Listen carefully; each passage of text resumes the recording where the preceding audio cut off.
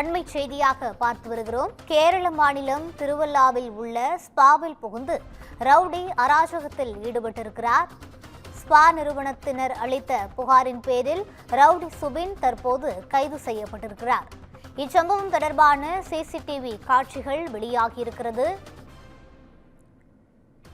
கேரள மாநிலம் பத்தனம்திட்டா அருகே திருவல்லாவில் ஸ்பா சென்டருக்குள் புகுந்து ரவுடி அராஜகத்தில் ஈடுபட்டார்.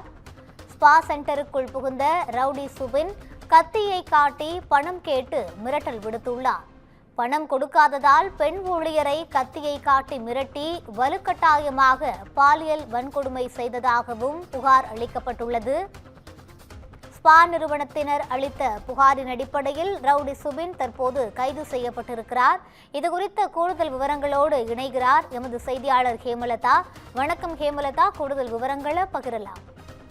வணக்கம் ரூபி. கேரள மாநிலம் பத்தனம்திட்டா மாவட்டத்தில் உள்ள திருவல்லா பகுதியில் செயல்படும் ஒரு ஸ்பா நிறுவனம்.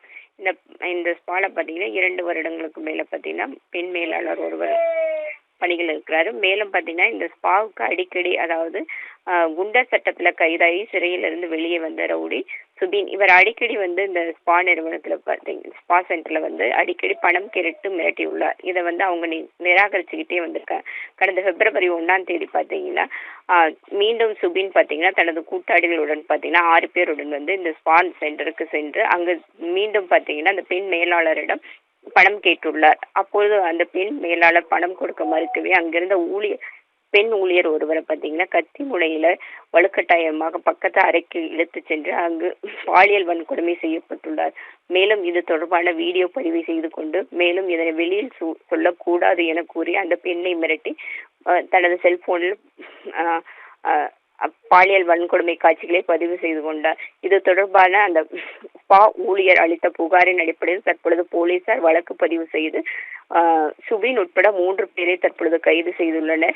இந்த சம்பவம் பார்த்தீங்கன்னா அங்கிருந்த சிசிடிவி காட்சியில் பதிவாக இது தொடர்பாக பார்த்தீங்கன்னா இப்பொழுது ஒரு கேரளாவில் ஒரு அதிர்ச்சியான ஒரு சம்பவம்னே சொல்லலாம். மேலும் பார்த்தீங்கன்னா இந்த சம்பவத்தை தொடர்பாக பார்த்தீங்கன்னா சுகாதாரத்துறை அமைச்சர் வீணா ஜார்ஜ் இவங்க மேல நடவடிக்கைகள் எடுக்கப்படும் சொல்லியிருக்காங்க. மேலும் இன்று பார்த்தீங்கன்னா மேலும் இந்த சம்பவத்தில் ஈடுபட்ட 3 பேரை இன்று கைது செய்யக்கூடும் சொல்லி பத்தனம்திட்டா எஸ்பி சொல்லியிருக்காங்க. ரூபி, விரிவான விவரங்களை வழங்கியமைக்கு நன்றி ஹேமலதா.